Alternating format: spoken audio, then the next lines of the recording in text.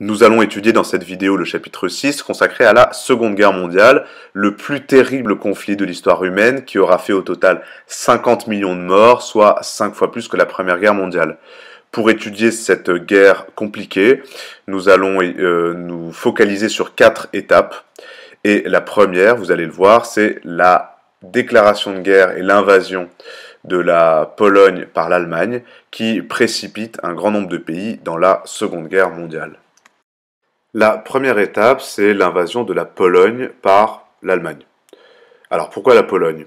Rappelez-vous qu'à la suite du traité de Versailles, l'Allemagne avait été divisée en deux, on le voit ici sur cette carte, pour pouvoir laisser à la Pologne un accès à la mer, au niveau de la ville de Danzig que vous voyez ici. Dans la théorie revancharde d'Hitler, le premier enjeu était de reprendre la Pologne pour permettre à l'Allemagne d'avoir son espace vital et réparer ce qu'il appelle la monstruosité du traité de Versailles. Au 1er septembre, à 5h35.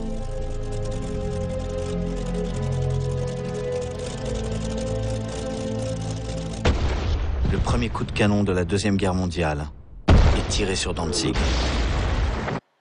2 jours plus tard, le 3 septembre 1939, la France et l'Angleterre déclarent la guerre à l'Allemagne pour défendre leurs alliés polonais. Donc là, on a d'un côté l'Allemagne avec ses alliés italiens, et de l'autre côté, la France et l'Angleterre qui défendent la Pologne. Bref, la Seconde Guerre mondiale est bel et bien lancée.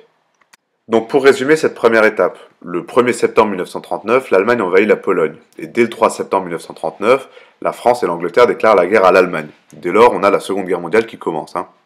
Alors, il faut savoir, même si on le reverra, que la France, en quelques mois, capitule et une grande partie du territoire français, dès 1940, est occupée par les Allemands. C'est ce qu'on reverra un petit peu en détail. Donc en 1940, l'Allemagne nazie est en pleine expansion et en train de remporter victoire sur victoire. Mais en 1941, nouvelle étape, l'Union soviétique est envahie par l'Allemagne, ce qui fait basculer la guerre.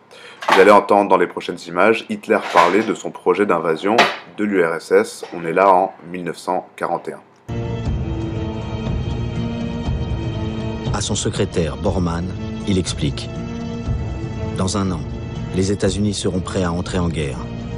Pour faire face, il nous faut plus de matières premières, et elles sont à l'Est. Il faut conquérir cet espace vital. Après, l'Angleterre n'aura plus d'espoir et fera la paix. Il sera trop tard pour les Américains.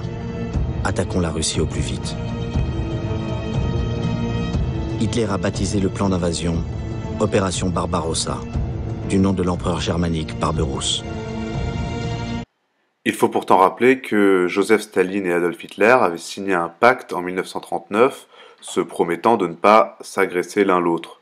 Donc, en 1941, Staline est loin de se douter qu'Hitler est sur le point de l'agresser via cette opération Barbarossa qui va faire basculer la Seconde Guerre mondiale. Et pourtant, le 22 juin 1941, sans déclaration de guerre, les armées nazies envahissent l'Union soviétique. C'est un tournant dans la Seconde Guerre mondiale parce qu'à partir de ce moment-là, l'Union soviétique, l'URSS de Staline, qui est une force extrêmement puissante, entre en guerre contre l'Allemagne pour se défendre, aux côtés de l'Angleterre et bientôt des États-Unis. Le Japon va attaquer l'Amérique. À bord du porte-avions Zuikaku, les pilotes sont réveillés à 4h du matin.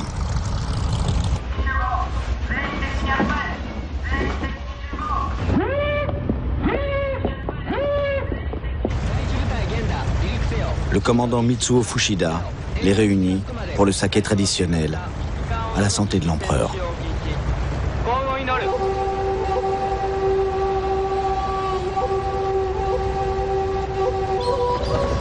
Fuchida mène l'attaque sur Pearl Harbor, la grande base navale américaine d'Hawaï, selon le plan audacieux de l'amiral Yamamoto. Le Japon est alors un allié de l'Allemagne et de l'Italie et fait partie donc des forces de l'Axe. Le 7 décembre 1941, le Japon attaque donc la base de Pearl Harbor sans déclaration de guerre. L'attaque fait 2500 morts côté américain et suscite une émotion énorme aux États-Unis. Ce qui fait que dès le lendemain, les États-Unis, qui jusqu'à présent n'étaient pas dans la guerre, déclarent la guerre à l'Allemagne. Voici les extraits du discours de leur président de l'époque, Franklin D. Roosevelt. Le lendemain, Roosevelt s'adresse au Congrès. Yesterday, December 7th, 1941,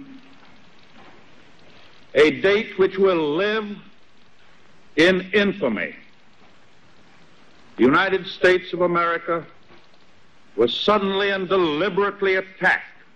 No matter how long it may take us to overcome this premeditated invasion, the American people in their righteous might will win through to absolute victory. 1941, donc notre deuxième étape là, c'est un premier tournant de la guerre puisque l'URSS et les États-Unis entrent en guerre contre l'Allemagne et ses alliés. À ce moment-là, on a d'un côté donc l'axe Allemagne, Japon, Italie, et de l'autre côté les alliés, URSS, États-Unis, Angleterre. Pourtant, en 1942, l'Allemagne est toujours au maximum de sa domination, et on va voir que c'est maintenant notre troisième étape, avec la bataille de Stalingrad, qu'on va étudier maintenant, qui marque un véritable tournant. Sur ces images, on voit les troupes allemandes se diriger vers la ville de Stalingrad, qui est une des plus grandes batailles de la Seconde Guerre mondiale. Les Stuka se préparent à détruire ce qui fut l'orgueil de l'Union soviétique, la plus belle ville industrielle du monde communiste, faite pour le bonheur des ouvriers. La cité Jardin, les usines Octobre Rouge ou Barricade. Les bombardements allemands tuent des milliers de civils. Mais ces ruines sont autant de blocos, de forteresses que les Allemands doivent prendre au corps à corps, au prix de lourdes pertes, qui ne sont pourtant rien à côté de celles des Russes.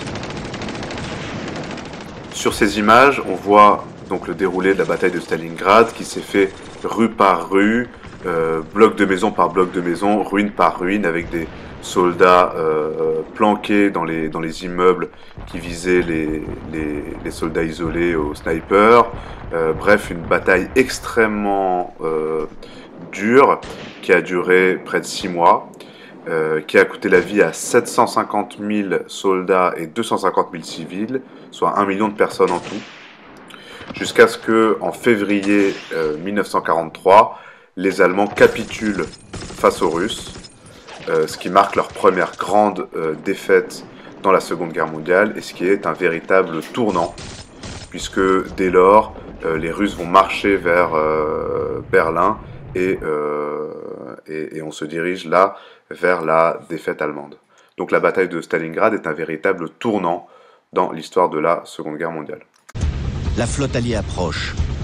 C'est la plus grande armada de tous les temps. 6000 navires.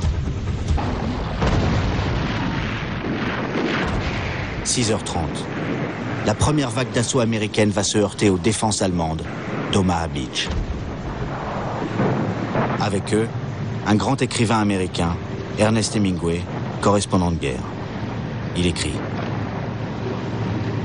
dans la pâleur grise de l'aube, nous avançons vers la terre. L'embarcation de fer ressemble à un cercueil. Des paquets d'eau verte retombent sur les têtes casquées des hommes, serrés épaule contre épaule dans l'inconfortable, l'insupportable, la dure solitude des soldats allant au combat. À partir du débarquement des troupes alliées sur les plages de Normandie le 6 juin 1944, plus rien n'arrêtera la progression des Alliés vers l'Allemagne. Et c'est ainsi que l'Allemagne nazie finira par capituler un an après, le 8 mai 1945. C'en est donc fini sur le front européen. En revanche, la guerre continue dans le Pacifique entre le Japon et les États-Unis qui veulent éviter à tout prix un débarquement au Japon dont ils pensent que ça va leur coûter énormément de morts, décide de larguer des bombes atomiques sur les villes d'Hiroshima et Nagasaki. Ces 2 bombes atomiques auront fait en quelques secondes plus de 100 000 morts. À partir de ce moment-là, donc à l'été 1945, l'empereur du Japon peut capituler le 2 septembre et c'est alors la fin de la Seconde Guerre mondiale. Donc si l'on résume notre 4e étape, c'est le débarquement des Alliés le 6 juin 1944 sur les plages de Normandie pour libérer l'Europe de l'Ouest, la capitulation de l'Allemagne l'année suivante en mai 1945 et dans la foulée, le bombardement à la bombe atomique des villes japonaises d'Hiroshima et de Nagasaki. La Seconde Guerre mondiale est alors finie au prix de 50 millions de morts.